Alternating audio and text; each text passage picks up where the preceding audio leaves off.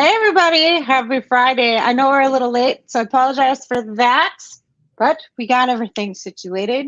And I want to welcome you to another episode of Mavens of Manufacturing.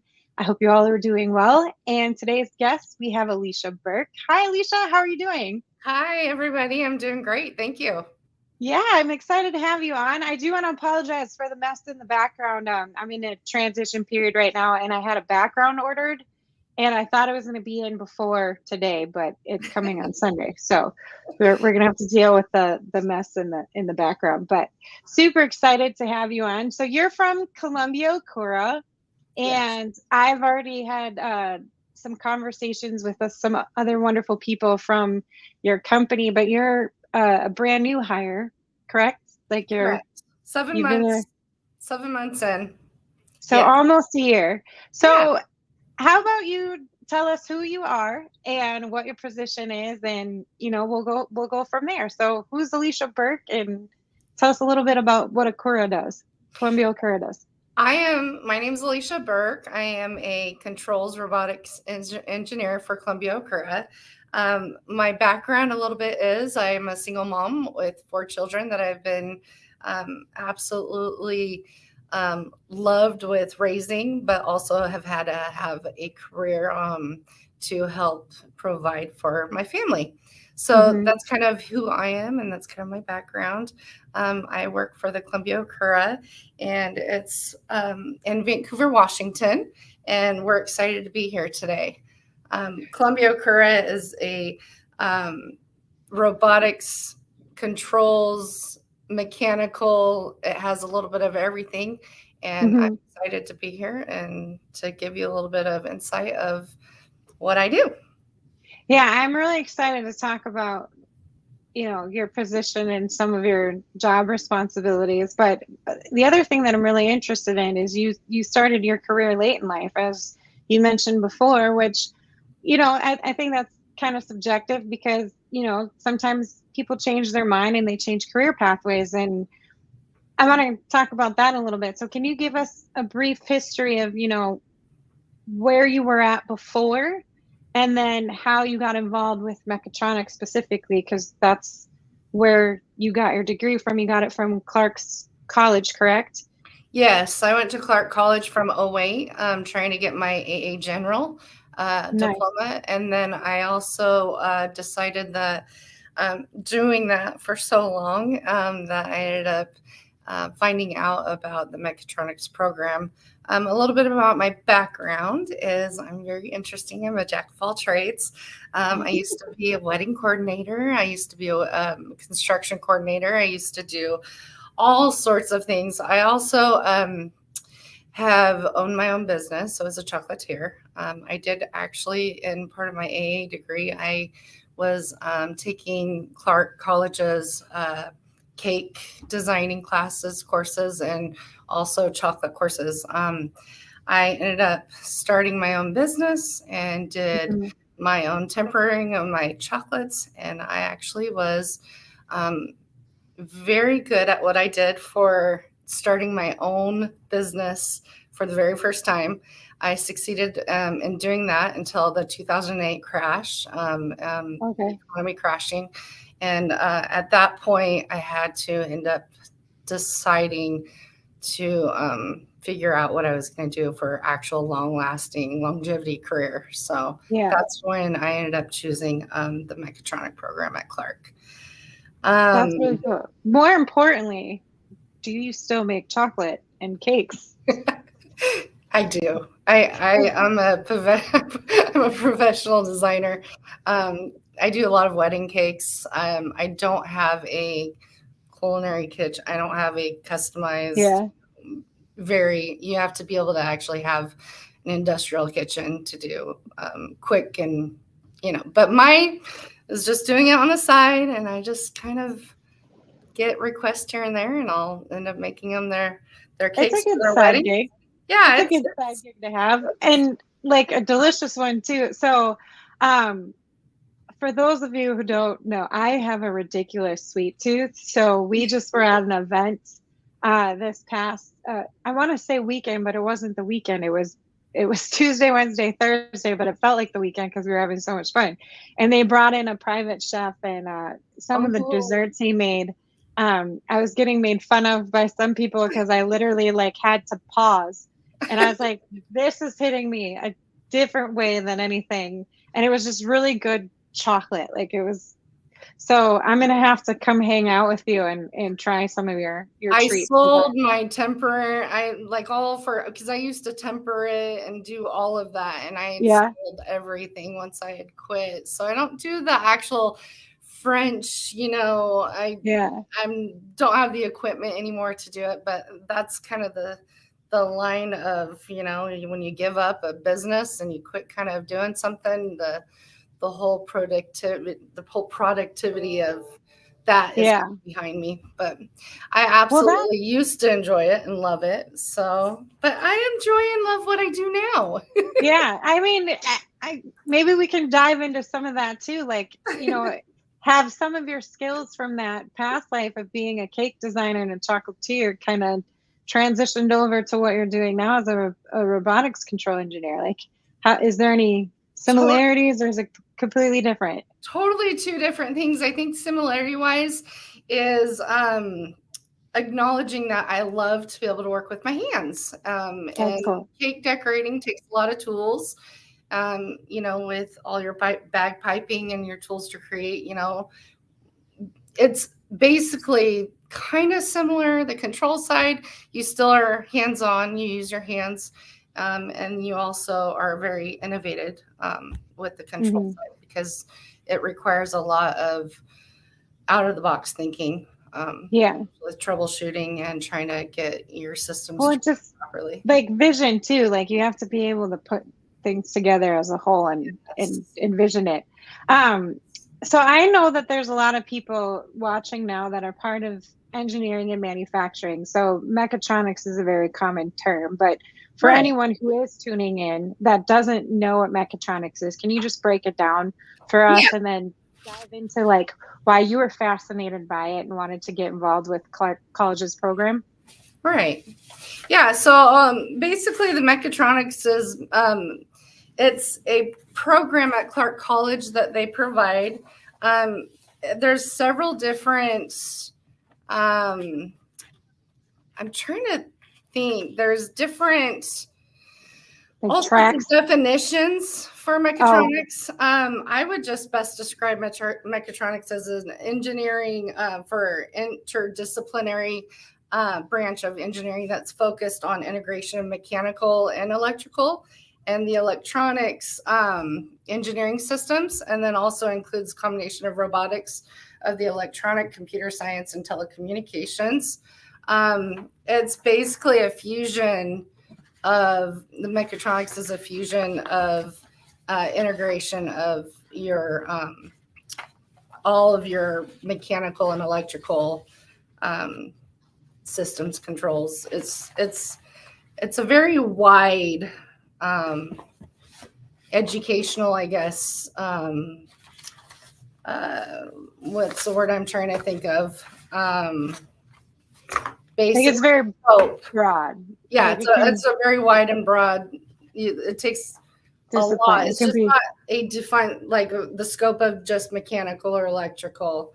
It gives you a broader yeah. skill set of being able to actually be creative, and it gives you a little bit more of a, I think, um, expansion of being able to be creative and innovative. I guess, yeah. Which is great that you pointed that out because there is a misconception out there that engineering isn't so much creative, and it's getting more and more towards being creative Hmm. all the time now. And I think that's important to highlight, especially among women, because women actually tend to be more creative than men because of the Yeah. different hemisphere of our brain that we use versus men. So I'm glad that you pointed that out. And I do want to mention some people who are already tuning in because they were commenting right away, and I just wanted to dive in and get the episode started right away. But we have Will Healy. He has a great video series called "What Will I Automate," and he provides information within the automation industry. And then today he just featured a really great children's book and he read it. So I'm looking forward to more of those videos. Will, that was amazing that you read that. So thank you for sharing that.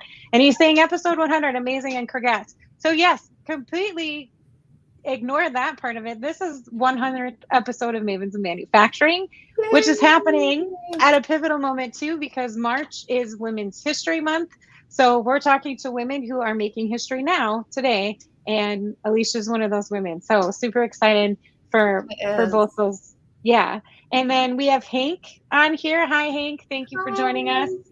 Please tell your daughters I said hello. I hope they're joining us as well. And then we have Angela, who's amazing. So if you're not connected to any of these people, feel free to reach out and connect with them, because they're all amazing and they will help anyone out in the areas that they're experts in. And then we have Courtney, who is part of Automation Ladies, which is a great podcast. What a cool combination of talents. Hi, Courtney. Yes, I agree.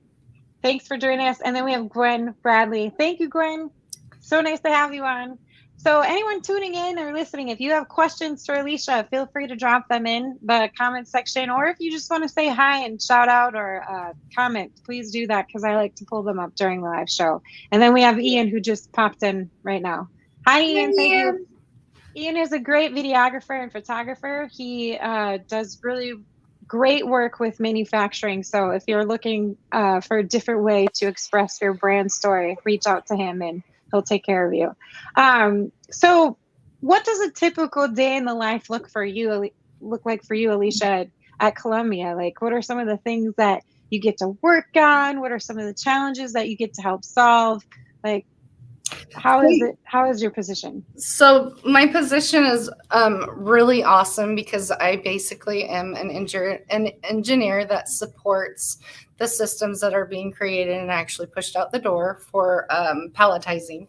And our robots basically need to be, put within a scope of safety, and also be able to have the ability for the integration part of the system to work efficiently. And I am a part of coming into the office, and I go out and I support the integration part of it and the assembly guys, and I'm in-house support for them. So if something comes up and that they have questions on for any type of wiring or mechanical issues or any electrical issues, I'm there for that support. I also do the control side, so I program the systems, and we use Allen Bradley, and we sit there and actually come up with ideas to be able to create and innovate a more efficient and effective system that we can have the customer be able to be excited about, to be able to use for a quick process period of overturn for palletizing. So I do all kinds of different job. My skill set is basically on the engineering side. I do a lot of the programming and controls, and any customized systems. We create some logic behind it to help run the system. But yeah, I am on hands, constantly moving. I run around and go where I need to go for each system. I was on the floor last week with 6 systems. Wow. We had basically developed and programmed, and then I was support out on the floor for that. So I was running around. It's quite busy here at Columbia, Okura, and it's exciting to know that the growth is there. I'm excited.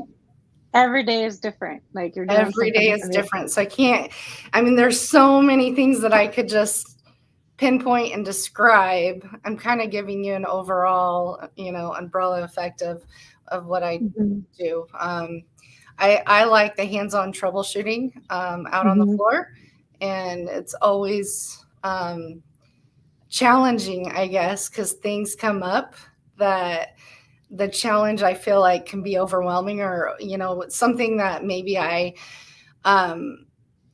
need to be able to actually look at a different angle of trying to respectfully create and correct.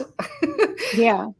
so that we can get it running properly. And that sometimes gets very difficult because you kind of have to think out of the box, and you have to kind of work backwards sometimes. And it can create where you're mechanically looking at stuff mechanically of how it's, set up, and then also the electrical part. And so there's a lot of things that go into it that you're constantly thinking about. Yeah. That's really exciting. So when you were going through your transition journey from, stepping out one industry into into the next industry, did you think that engineering and manufacturing was something that you were going to get involved with, or did that just happen by happenstance? Like, what sort of things were you looking at to get into other than mechatronics and engineering and manufacturing? Because that has to be scary, right? Like, you're used to having one pathway, and then all of a sudden you need to make this change, and then there's so much out there. there's a lot of back history with that decision. When I was in my studies for just getting my AA General, I still in my late 30s had no clue of what I wanted to do, because I've experienced so many different things and work experiences, and I just was clouded, I guess, of really knowing what was out there and not educated. So I had basically an instructor at Clark, a sociology teacher, kind of saw that I was, struggling with this class, and he brought me out in the hallway and decided to ask me a few questions. And then he asked me a question, "Hey, what do you want to do when you grow up?" And I was like looking at him going, "What do you mean? I'm like late 30s. I'm grown." I'm already grown up. So as he kind of pulled information out of me of what I liked to do and what I was good at, I was good with tools and I was this and that. He actually took me down to the Mechatronic facility of where they kept all of their robots and all of their simulators and all of that, and toured me around, and then asked me if that was something that I was interested in. And I said, "Whoa, everything's so over my head. Those are robots. There's no way I can do that." Like, just very overwhelmed with the tour. Yeah. And then as I started going home, it was more in my head of researching it and what was out there and what the industry really was and what it could do and what maybe I could bring towards, maybe getting something of skill set to help me able to move forward with, survival, I guess, of life. And found out that the industry was, real and technology was out there, and started researching a little bit more of women being in the work field of technology and automation. And there's a low percentage. And I am always up for a challenge. I'm that kind of person where I love a challenge, and I started just full on getting into the coursework and signed up for the Mechatronics program, and here I am. Here we are. That's really cool. So when, kudos to your sociology teacher, though. One of the things that gets brought up a lot in the conversations that I'm having about this sector is, there's an awareness problem. Not everybody knows. And it's so broad, right? Manufacturing involves so many different industries, so many different technologies, so many different positions and areas. Like, it's not just all the hands-on stuff either. Like, you can be in marketing, you could be leadership, you could be on a board of advisors, you could be in packing and shipping. There's so much around there that involves just different things. It's hard for people to really define what it is. And for your sociology teacher to be aware of what your talents and skill sets were and then connect that to the Mechatronics program, I'm kind of wondering if maybe he's like best friends with that teacher and they go out for drinks or something. And, why would that connection be made? So I think that's really cool. When you were going through the program, were you the only woman, or were there other women involved in the Mechatronics program? They're actually in the program. There was 2 different degrees. There was the instrumentation automation controls degree, and then there was the mechanical side degree that you could get. And there was 2 degrees 2 degrees. Each degree was 2 years, so it was a 4-year thing. There was 3 girls, that was including me, and then 20 people that had signed up for the course, which intrigued me because I went through the full 4 years and brought it down to 2 years and got both degrees within a 2-year period. And Wow. out of the 20 students that were in the mechatronic program, only, I think, 11 graduated. So Okay. out of 20, at the very end of, there was 11 that actually graduated at the Clark College. So Were you the only woman that graduated, or? I was the only woman that was Mechatronics president and straight A student and on the honor roll at Clark that graduated. The 2 other women did graduate. One actually went, and the other woman ended up with Intel. And I think the other girl that ended up doing it ended up moving back to Yugoslavia. Oh, okay. So I don't know what happened with her. Hopefully she's still involved in Yeah. doing stuff there. That's interesting. I like that you brought up that I like a challenge and you weren't intimidated by the ratio of men versus women, because I feel like we're losing a lot of women that way because they just don't see or know anybody within the same. So at Columbia, Okura, Natalie is doing a great job trying to bring awareness, not just to what your products and services are, but just like, hey, we have women here and they love what they're doing and they rock at what they're doing. Are there any other organizations within your area or on a national level that you're a part of, that, where you can have conversations about, as a woman, what you're doing within the space? Like, is there things that you're doing for community outreach? Like, how does that look like for you? I am not involved with anything at this point because I feel with the overwhelming of raising children, being a single mom, and actually also working full time in a very high intense job. I haven't yet been able to do that, but I have recently reached out to the Clark College because I have known all the instructors there, and I was trying to figure out how I could find out if the mechatronic program was still, if it was still available for students. I found out that they had changed the name, and also they have changed the Interesting. Basically the whole curriculum, and ended up putting both of those degrees in, all one curriculum. And it ends up that they only have, I think now, 6 instructors, and their shortage is crazy and their numbers are really low.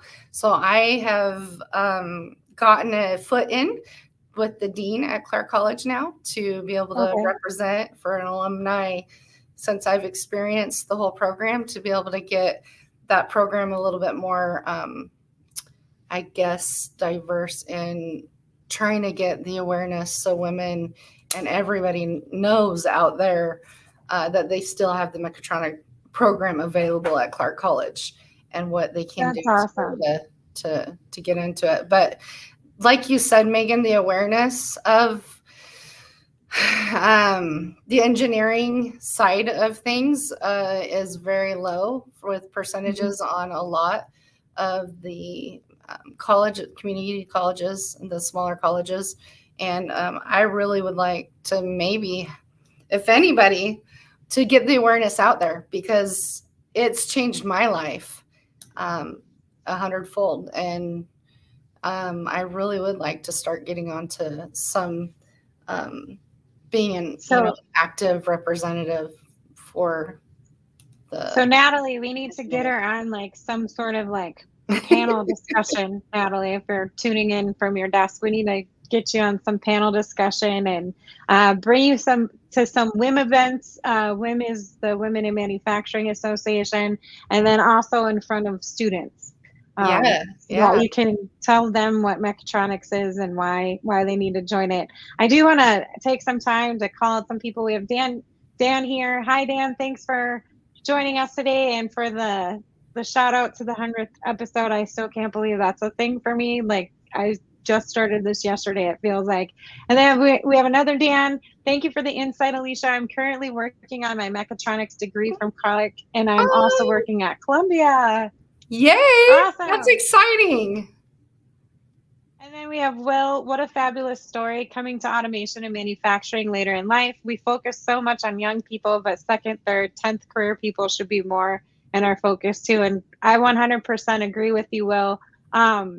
We do tend to forget the older generations, and they're a vital part of closing the skills gap and bringing awareness to all the things that are going on. And he also said that Columbia is an awesome company with a great product. Thank Definitely you. agree there. I'm excited to see you guys at some trade shows too, because I've missed Natalie a couple times, and I want to Oh, see the technology. And then Dan Clark still offers the degree, but they did combine the two programs. yes. Okay, that's Great. interesting. And Yeah. then Angela, that's awesome, Alesha. Alumni stories and support make all the difference. They do, and they also make the difference with the colleges as well too. So all of those stories are like case studies. So the more that they can market your success, the better for their enrollment initiatives. In terms of when you were learning at Clark, did you do any types of internships or apprenticeships? Like how did you connect what you were learning in the school setting with what you're actually doing in the workforce setting, or did you just graduate with your degrees and then get thrown to the wolves? No, at Clark, that's what's great about Clark College. They had a lot of the on-hand simulations for Okay. anything that you wanted, pneumatically, hydraulics. They had instructors that were really, really hands-on. I would literally stay at that college through from 8 in the morning, 7, 8 in the morning, and then I would be there until, 6 or 7 at night. Just very hands-on, especially with some of those some of the actual classes that they were with hydraulics. That's kind of how I would learn, is going in and simulating my own things and being able to be creative with that. I think with the internship, it's lacking. I didn't have any of that available for me. I did do at the very end a capstone project with Clark College, and then that was the time that I sent out several different letters to different companies that I was interested in, to be able to come in and watch us do our project hands-on with a group, to show what we had learned through the program. And that to me was life-changing, because that's how I ended up getting my first, right out of college. They hired me before I even graduated. And the company was SSI in Wilsonville, a industrial shredding company. And they were the one that's kind of got me up, and put me out on the floor so that I could be hands-on with experience. But hands-on experience is huge. And that's kind of what I was talking with Natalie, that we really need to get some sort of programs out there that they could come in on site to different companies and really get like projects, that they could start, or some sort of hands-on, because book, like studies, and sometimes just doesn't do the full job, Yeah. especially in And, this industry. It's got to be hands-on. yeah, and there's people out there that are more vision learners too. Like they can't they can read books all day long, but then if you're easy to so I'm easily distracted with audiobooks and any kind of reading, and it takes me time Yeah, to get through that stuff. So I really like a lot of pictures and stuff that's interactive and with I do sound and too. noise. I And do that too. I retain information a lot better that way. So I completely agree that the Yes. more hands-on you can have with students, especially, and even with the awareness issue. If you Right. go to an elementary school or a middle school with something that moves and it goes up and down, you don't necessarily have to talk about the exact technology where they could drone out, but Right. just like explaining the story behind that piece of technology and what it's used for and what it makes. I think makes a huge difference as It well does. too. My kids, even we just went on a trip to Hawaii, and my 17-year-old that was turning 18, we were in the elevator, and I said, "Hey, do you know how this elevator works?" And she's like, "No," and I'm like, "Well, it's all automated. It goes off of a PLC, and that's And I was starting to try to educate her a little bit more on the control side. And she was just very intrigued. She was like, I didn't even have any clue. I thought it just had basically a motor and that was it. Yeah, So, that's yeah, awesome. definitely the awareness for the younger generation, the younger kids is important, because some of these kids don't know, what the engineering or automation or mechanical engineer or any of that actually entails. And it's important for us to educate, because that's basically where our industry is going, is automation. So, and some of it looks so cool. And like, I have a story. So the first time I even heard the word mechatronics, I was working with an additive manufacturer company. They make large form 3D printers, and these printers were massive. So it's just basically like a flat table. And when I first was introduced to 3D printing, I was used to like the desktop printers that had like a enclosure, and then you could only print out like a certain height and width on the desktop printer. And then I worked at this company, and they were doing large form prints. And it was massive, like sailboats and all that good stuff. Well, the reason why that company came to be is because they actually were experts in mechatronic systems. Oh, okay. And they were trying to figure out a way to showcase their mechatronics. So they created this 3D printer. That's and when they went, awesome. Yeah, when they went to the trade show, more people were actually inquiring about the printer the mechatronics system. So they're like, maybe we should start a business. So they started a business. I thought it was just a cool story, because it was like, okay, cool. We're here at this mechatronics store or trade show, and more people want our 3D printer than anything. That's a great story, Meaghan. That's how manufacturing works, Right, yeah. You gotta find a solution on how to showcase this, and then another idea is born. So it's really cool. Hank said, I hear you on the distracted reader thing, Meaghan. Most of my audiobooks are when I'm driving and can't get too distracted. Hank, I still get distracted though. Like, I'm driving down a highway listening to an audiobook, and then all of a sudden I'm distracted by the scenery, and I'm like, crap, I gotta go back to 10 minutes ago because I completely lost track. And then he also said, I talk about automation all the time with the girls. Sometimes I get we know, Dad. Keep annoying them, Hank. Keep putting it in their ear. Well, we're almost done with today, Alesha, but I wanted to bring this full circle, because I'm really excited that, you started your career late. And the reason why I'm excited, because I've talked to a lot of women, and I'm even talking to some students now who are like, I don't know what I want to do.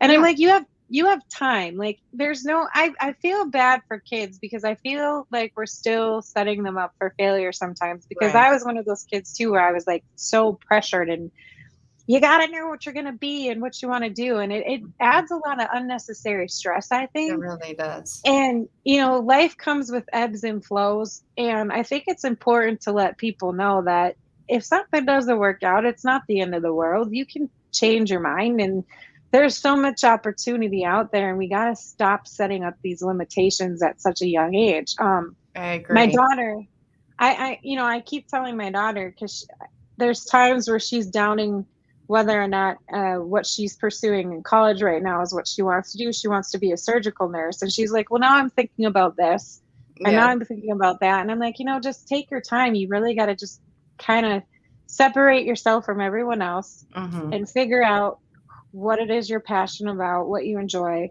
And then if it's something different, that's okay. Like, you don't have to be on this single pathway the rest of your life. You can change your mind. So what advice would you give for women and younger girls? So this is two parts actually now.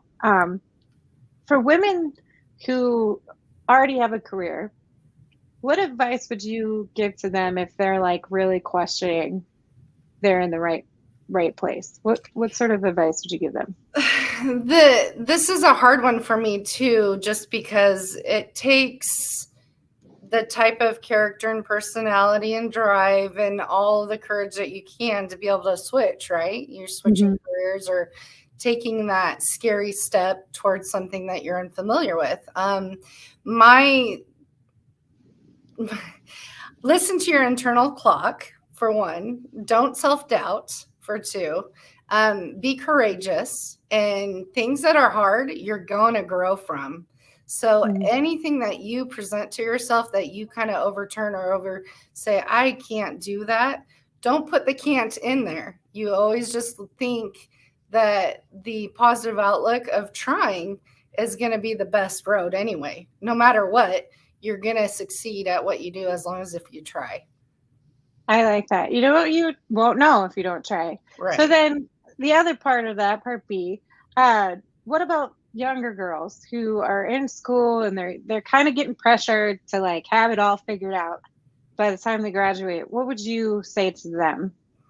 I would say if you're being pressured in something that you're feeling like you're either not wanting to do, or if you're just scared to maybe even think about, I would tell the younger kids is try something that is going to always keep your mind going. And I believe in encouraging the young ones to be able to jump in full on and just put all you have, that you have the ability to be anything that you want to be.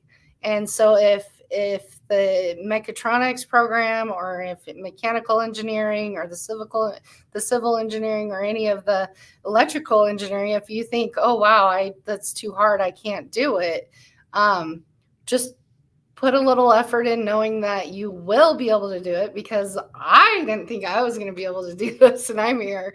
So I just encourage the young people to just try and be able to overlook all the scary things and just put effort into it. And if you have the ability to foresee yourself as successful, you will be successful.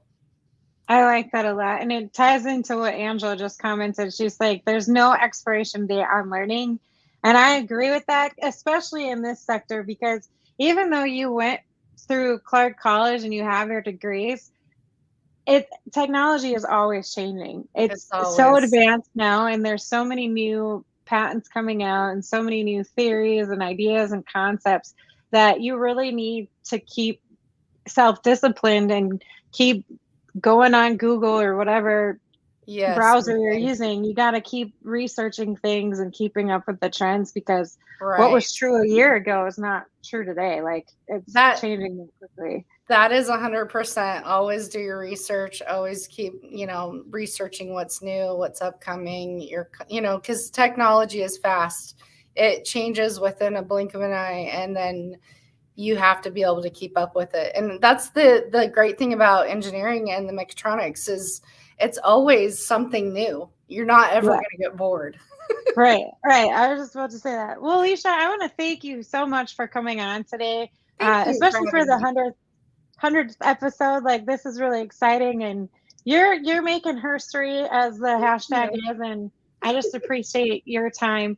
If anybody wants to reach out to you or connect with you, maybe even for panel discussion. So if you're looking for speakers, and this is an ask for my audience, if you're looking for speakers, please reach out to Alesha, because you're sounding like you want to help and you want to be proactive. And I appreciate definitely that. Do. So I definitely do. Where should people reach out to you, or how can they get a hold of you? I think they could reach out to just my individual email, not my work email. If they email me at ALESHA Choffy, CHOFFY @gmail.com. That's somewhere where they can get a hold of me. And you're on LinkedIn, correct? I am, and also LinkedIn, yeah. So they can actually message me through there. Although sometimes I feel so overwhelmed, I don't actually look. I'm really bad at social media. Oh, that's okay. That's totally okay. Just keep being persistent, everyone. She'll contact you. So again, thanks, Alesha. To everyone tuning in, thank you so much for tuning in on this 100th episode of Mavens of Manufacturing. One of my asks for all of you, it's Women in History Month, and I believe it's the 8th or the 9th. It's International Women's History Day. I want to know, who is someone, within engineering and manufacturing that's making history now, or who is someone from the past? Could be a woman engineer, could be a woman manufacturer, that inspired you to do what you're doing now in engineering and manufacturing. Make sure to drop that in the comment, and I'll have some content surrounding that. So have a great weekend, everyone. Thanks for tuning in, and take care of one another. Bye. This episode has been sponsored by IAM Marketing. Sales just don't happen. We believe everything starts with you, yourself, your personal brand. People buy from people they know, like, and trust. IAM Marketing is on a mission to help entrepreneurs earn the attention of their dream clients without using paid ads, automation, or creating a webinar. Contact IAM Marketing to schedule a free 30-minute strategy session at iammarketingnetwork@gmail.com. That's AYALA marketingnetwork@gmail.com.